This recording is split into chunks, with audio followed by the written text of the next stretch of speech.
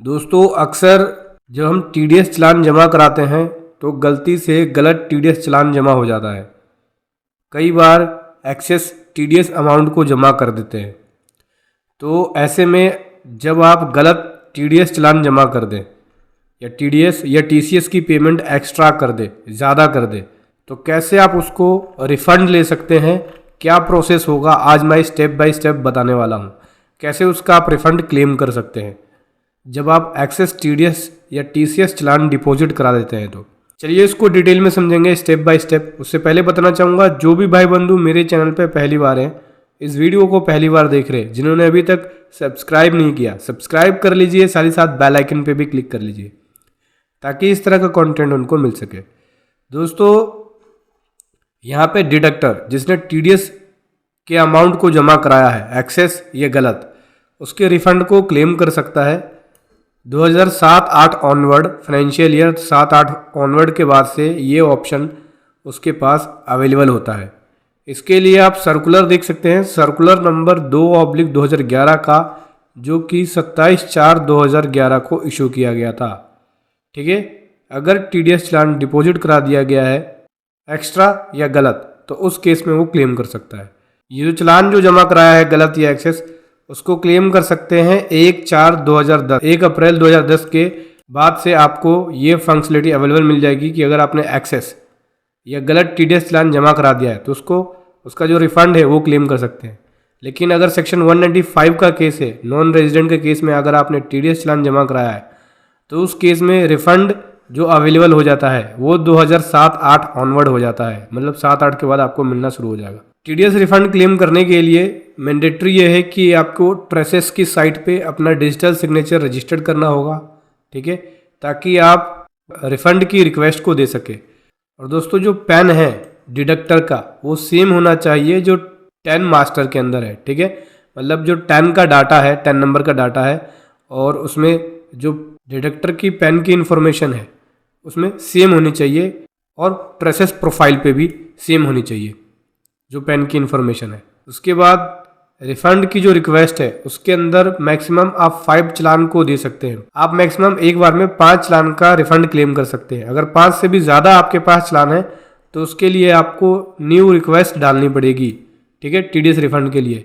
Maximum amount जो refund का होगा, मिनिमम बैलेंस जितना होगा चालान का, जो अवेलेबल होगा चालान हिस्ट्री में, उतना ही आप रिफंड क्लेम कर सकते हैं टीडीएस का, ठीक है। मान के चलिए कोई चालान जमा कराना था 2000, आपने करा दिया 20,000, तो 2000 तो आपने यूटिलाइज कर लिया, बाकी 18,000 आपका बैलेंस रह गया, तब 18,000 उस केस में आप रिफंड को क्लेम कर सकते हैं।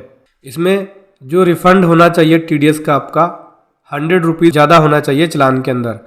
अगर 100 रुपीज़ से ज़्यादा नहीं है तो उसका आप रिफंड क्लेम नहीं कर पाएंगे, ध्यान रखना। उसके बाद आपको ये चेक करना होगा कि जो आपने टीडीएस की रिटर्न फाइल करी है वो प्रोसेस होनी चाहिए, उसके बाद ही आप उसका रिफंड क्लेम कर सकते हैं। मान के चलिए कोई चालान है, आपने टीडीएस रिटर्न में उस चालान का अमाउंट 10, आपको 1,000 डालना था, 10,000 डाल दिया, तो 9,000 का जो बैलेंस अमाउंट है वो तभी मिलेगा जब आप उस चालान का यूटिलाइज कर लेंगे।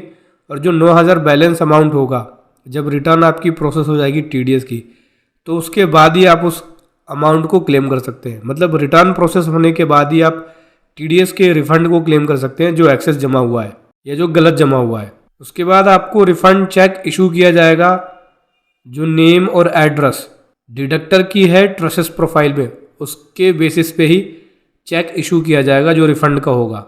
ट्रेसेस की प्रोफाइल पे नेम आ रहा होगा और जो एड्रेस होगा उसी एड्रेस पे आपको चेक डिस्पैच किया जाएगा। स्टेप्स क्या क्या इन्वॉल्व होंगे, कैसे कैसे आपको रिक्वेस्ट डालनी होगी। सबसे पहले आपको ट्रेसेस की साइट पे लॉगिन कर लेना होगा, देन स्टेटमेंट पेमेंट में जाके रिक्वेस्ट फॉर रिफंड में जाएंगे, उसके बाद रिफंड चेक लिस्ट में जाएंगे, देन प्रोसीड पे क्लिक करेंगे। उसके बाद यहाँ से आपको ऑप्शन सेलेक्ट करना होगा कि रिफंड की जो रिक्वेस्ट है वो कैसे दे रहे हैं। यहाँ पे 2 ऑप्शन होगा, refund request for challan under section 195 और refund request for challan other than section 195। तो आपका अगर सेक्शन 195 का केस है, सेक्शन 195 के केस में मैंने आपको बताया कि जहाँ पे नॉन रेजिडेंट का केस होता है, उस केस में अगर आपने चालान जमा कराया है तो उस केस में आपको वो सेलेक्ट करना पड़ेगा। और 195 के अलावा है तो अदर देन 195 वाले ऑप्शन को ले सकते हैं। उस ऑप्शन को लेके अप्रोप्रिएट रीज़न को सेलेक्ट करके जो भी आपका है ऐड चलान पे क्लिक करेंगे। फिर उसके बाद चलान की इन्फॉर्मेशन देनी होगी आपको, चलान नंबर, BRS कोड, अमाउंट वगैरह ये सब चीज़। फिर 5वें स्टेप में आपको बैंक अकाउंट की डिटेल देनी होगी रिक्वेस्ट के लिए। देन वेरिफिकेशन पेज पे जाके वेरिफिकेशन करना होगा। प्रोसीड पे क्लिक करने के बाद TDS रिक्वेस्ट की वेरिफिकेशन देंगे। फिर कन्फर्मेशन पेज आएगा, उस कन्फर्मेशन पेज को देख के फिर उसको सबमिट रिफंड रिक्वेस्ट पे क्लिक करेंगे।